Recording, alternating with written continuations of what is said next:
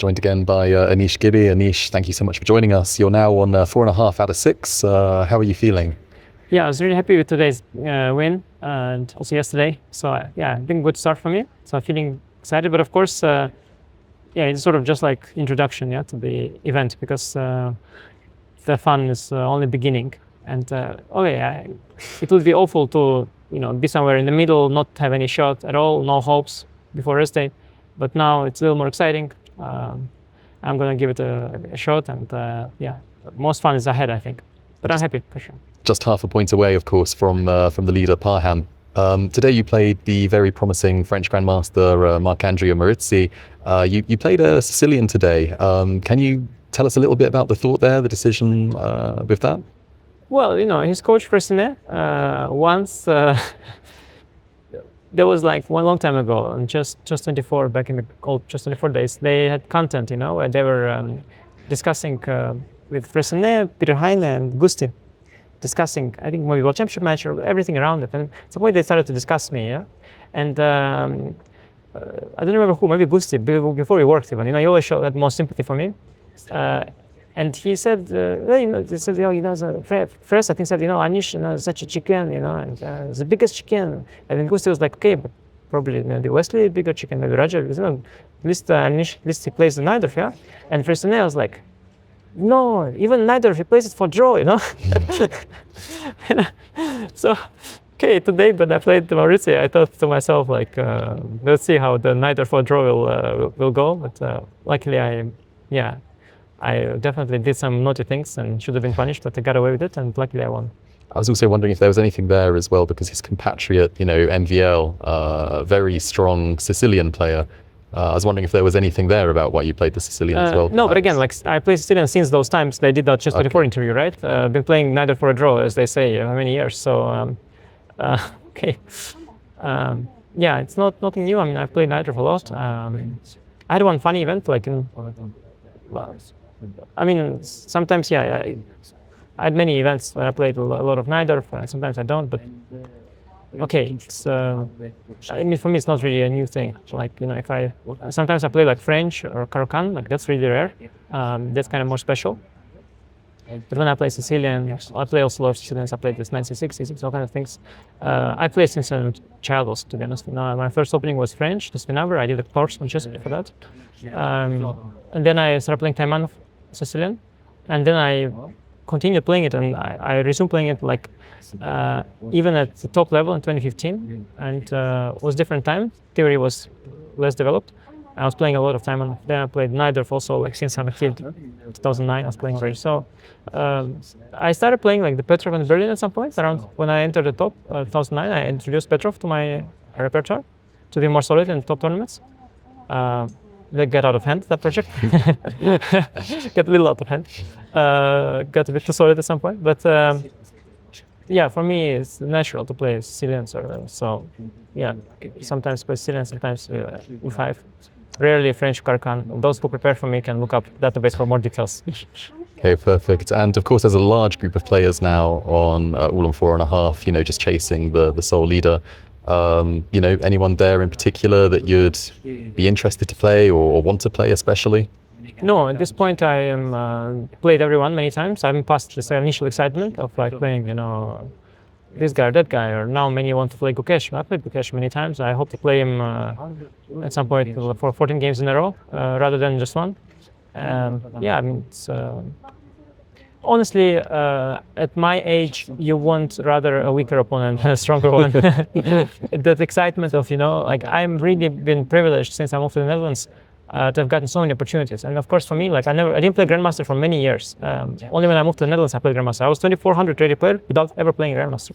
And then I played my first Grandmaster. Then my first Super Tournament. But then I was so privileged. I was very young and progressing very fast. And at the time, there were not that many prodigies. So I was getting invites to everything. It was very simple times back in the day. It would just be they would take the top rated players and the prodigies sometimes. So I was getting all the invites. And then when I just was about to be replaced by other prodigies, I hit the rating of top 10. So I kept being invited to tournaments without a single break. So I've always been playing top tournaments since I'm small. So at this point, I I'm not excited anymore to. I mean, I'm happy to play top player, but I don't relate to people who are excited to play top players. Like for me, it's been my life for many years, and it is a challenge, and it is a fun challenge. But that initial, being awestruck by them is no longer there. I see, I hear you. And the first time we spoke as well, you said about how, classical chess hasn't died, and, tournaments like this prove it. And of course, there are so many decisive games here. Do you think that's largely because of the nature of what's at stake in this tournament? It's, a more prestigious prize to have those 14 games against the world champion than, for example, a shot at a prize fund in an invitational circuit. Yeah, for sure. So the incentive structure is much better here. If you want to facilitate more risky play, plus to make it even better, at the beginning of the tournament there is a rating gap between the two players. So what you have usually is that besides anyway both wanting to win, one guy is also high rated, so he sees this as an opportunity to win, right? So because let's imagine some guy like ambitious, I saw an interview of like Jan Nepomuc, very ambitious, wants to win here 5 games. He says clear goal is like, I want to win 5 games and go home. So he's placing, let's say 2650 guy, yeah? He thinks, okay, could have been, maybe like he has to beat him, because if he doesn't beat him, who's he going to beat? It's like one of the lowest rated, and the top best, okay, if he doesn't beat this guy, and also later, let's imagine, you have a pairing, if you have such a guy, everybody else plays top players, you think, okay, this is my chance, even if you are white or black. And if you're black especially, then you're going to be taking risk. And that other guy, he will know that you're going to be taking risk, and he's also really good, he prepared really hard. And so he's also be welcoming that risk, and in another tournament, maybe he would be just taking a draw, because draw is good for him. He already plus in the rating. But that other guy who's 650 or 680, whatever, he's thinking, okay, this could be my once in a lifetime shot. I'm already having a good tournament to somehow qualify to candidates. So he's also ready to embrace the risk. So both players are actually ready to embrace the risk.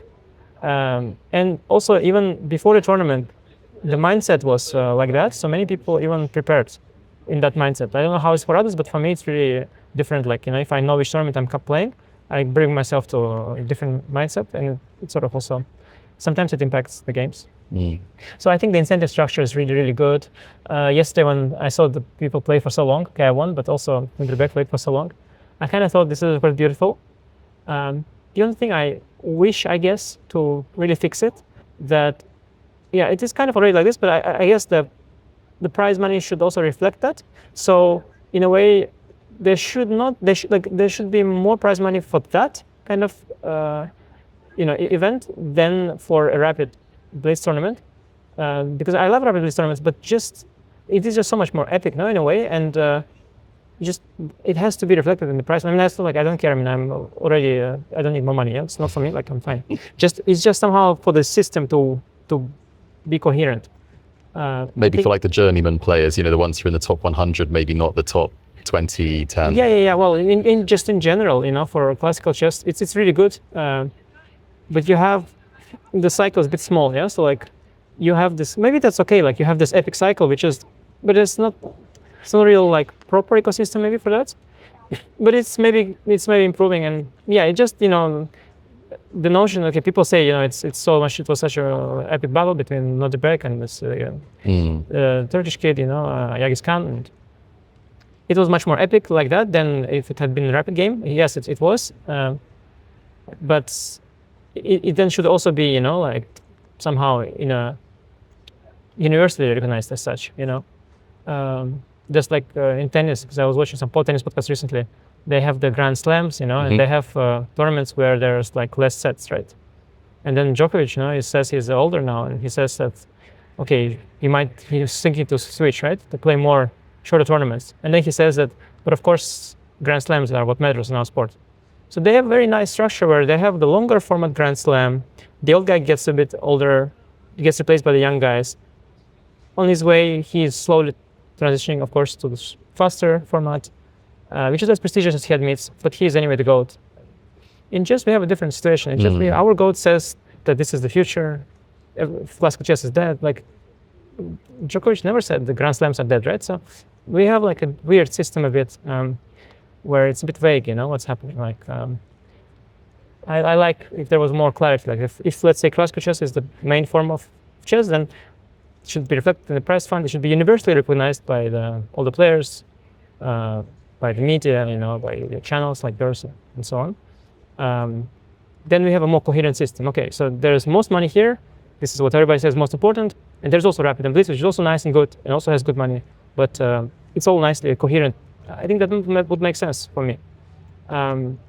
If you think you switch to Rapid and Blitz completely, that's also okay for me. But that's not happening either. Yeah. So we have a weird situation where there's few players, who transition to Rapid and Blitz, but instead of just saying that yes, I transition, they're saying that this is like the way, and the other thing is getting old and dying or whatever. So yeah, it's a bit weird. Like we haven't neither transitioned nor maintained, and I guess our sport is developing and needs more, still more professionalism than sport like tennis has.